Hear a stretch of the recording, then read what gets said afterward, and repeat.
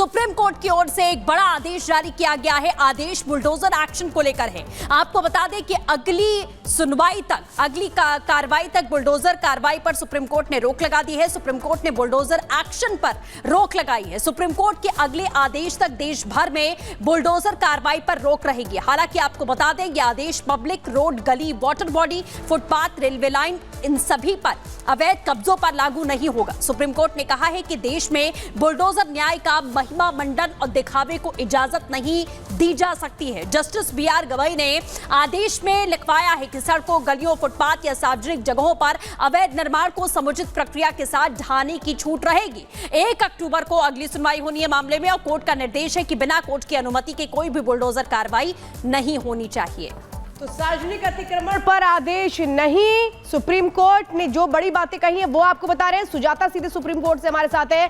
सुजाता, आप एक तरह से आदेश तो सुप्रीम कोर्ट ने दे दिया है और अपने आदेश में सख्ती भी दिखा दी है, लेकिन इस आदेश को पालन कराना, मानना, ये कितनी बड़ी चुनौती होगी?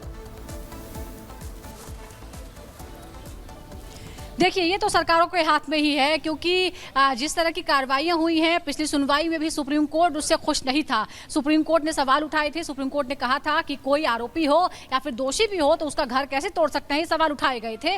और आज फिर इस बात पर जोर दिया गया कि बुलडोजर की जो कार्रवाइयाँ हो रही हैं उसका महिमा मंडन करना ठीक नहीं है और इसीलिए अब अगली कार्रवाई तक, यानी अगली सुनवाई जो 1 अक्टूबर को है, तब तक इस तरह की कोई कार्रवाई नहीं होगी। हालांकि उसमें एक्सेप्शंस हैं, जो पब्लिक प्रॉपर्टी है, सार्वजनिक स्थल है, सड़क है, इस तरह के इंक्रोचमेंट पर यह कार्रवाई जारी रहेगी। लेकिन कोर्ट रूम में क्या हुआ और इस पर हम बात करते हैं। हमारे सहयोग अखिलेश हमारे साथ जुड़ गए हैं। अखिलेश जी, हमने पिछली बार भी देखा था जो दोनों जजों की बेंच है बहुत ज्यादा खुश नहीं थे इस तरह की कार्रवाइयों से। हालांकि जो पक्ष रखे, चाहे उत्तर प्रदेश की सरकार का पक्ष हो या बाकी सरकारों का पक्ष रखने के लिए SG ने यह कहा कि कोई बिना नोटिस के नहीं हुआ है, पूरे ड्यू प्रोसेस को फॉलो हुआ है, लेकिन कोर्ट ने ये बात नहीं मानी। कोर्ट ने कहा कि जब कुछ मामलों में ऐसा है कि 2022 में आपने नोटिस दिया था तो 2024 और 2025 में इतनी गिराने की क्या जल्दी थी? जब प्रोसेस चल रहा था तो उनको भी सुनवाई का मौका दिया जाना चाहिए था।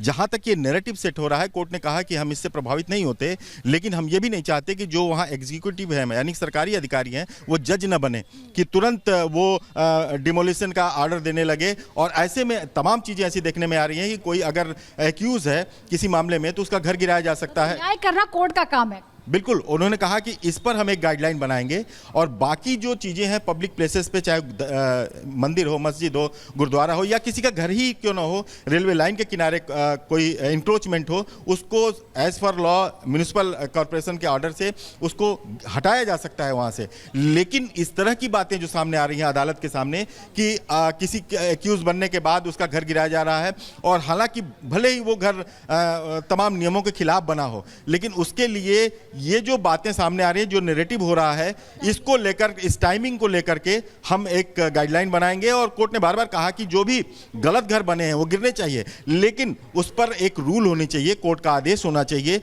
तमाम जो प्रोसेस है वो पूरा होना चाहिए। हालांकि सॉलिसिटर जनरल ने कहा कि एक भी एग्जांपल ऐसा दीजिए जिसमें हमने प्रोसीजर को फॉलो नहीं किया है, हमने रूल को फॉलो नहीं किया है।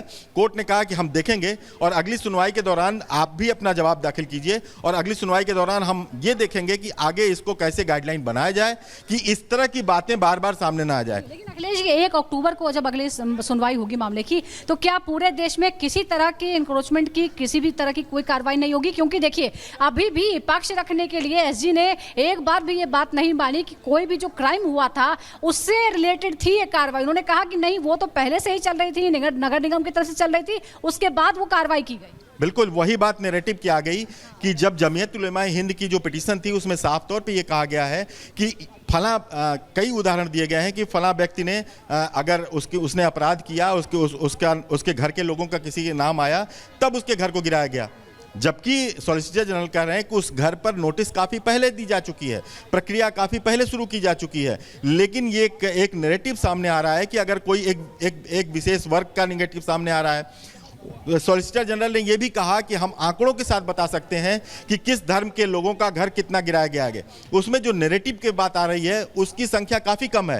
नैरेटिव की आपने बात की तो दर्शकों को बता दें कि कोर्ट ने साफ तौर पर कहा, जस्टिस गवई ने और जस्टिस विश्वनाथन ने यह कहा कि बाहर क्या चल रहा है, नैरेटिव चल रहा है, हमें उससे कोई मतलब नहीं है। हम यहाँ जो हमारे सामने फैक्ट है हम उसकी ही बात करेंगे। नैरेटिव क्या चलाया जा रहा है कि किसी विशेष समुदाय को टारगेट किया जा रहा है, ये नहीं। कोई भी अगर है उसको भी ड्यू प्रोसेस के तहत ही ऊपर कोई कार्रवाई हो सकती है? बिल्कुल, अगर गलत है तो ये म्युनिसिपल कॉर्पोरेशन उस पर कार्रवाई करेगा, लेकिन जो नैरेटिव है, जिस तरह के सवाल उठाए गए हैं, उसको सॉल्व करना सुप्रीम कोर्ट का काम है। और सुप्रीम कोर्ट ने कहा है कि हम इस तरह से जो तमाम सवाल आ रहे हैं सुप्रीम कोर्ट के सामने, तमाम बातें उठाई जा रही हैं, इसको लेकर एक गाइडलाइन बनाएंगे कि किस तरह से, अगर मान लीजिए किसी के घर में कोई एक्यूज भी है, बड़ा अपराध भी करता है, तो क्या उसको नोटिस दिया गया है, उसका घर कैसे गिराया जाएगा, इसको लेकर सुप्रीम कोर्ट ऐसी एक गाइडलाइन अगली सुनवाई के बाद तय करेगा कि ऐसा सवाल न उठे।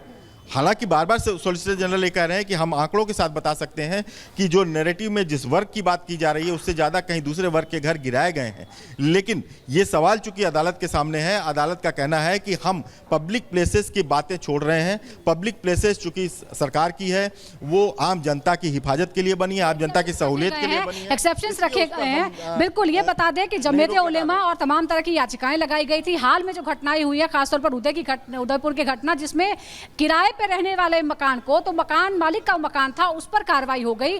तो इस तरह की बातें सामने आने के बाद सुप्रीम कोर्ट ने इस मामले को गंभीरता से लिया है।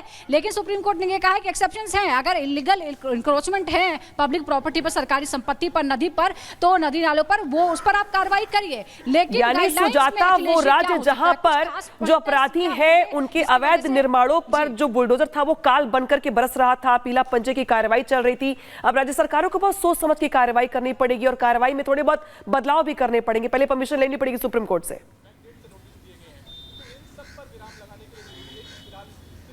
बिल्कुल, देखिए, कोर्ट ने यही तो कहा है कि एग्जीक्यूटिव यानी जो कार्यपालिका है उसका काम न्याय देना नहीं है। कि कोई अपराधी है और उसको क्या सजा मिलेगी ये कोर्ट तय करेगा, ये कोर्ट ही को तय करने दीजिए। और इसीलिए अब कोर्ट ने तमाम राज्य सरकारों के लिए कहा है कि हम एक नेशनल लेवल की एडवाइजरी जारी करेंगे, गाइडलाइंस जारी करेंगे, और गाइडलाइंस को लेकर ही हम बात कर रहे हैं। अखिलेश जी, वो गाइडलाइंस क्या हो सकती है?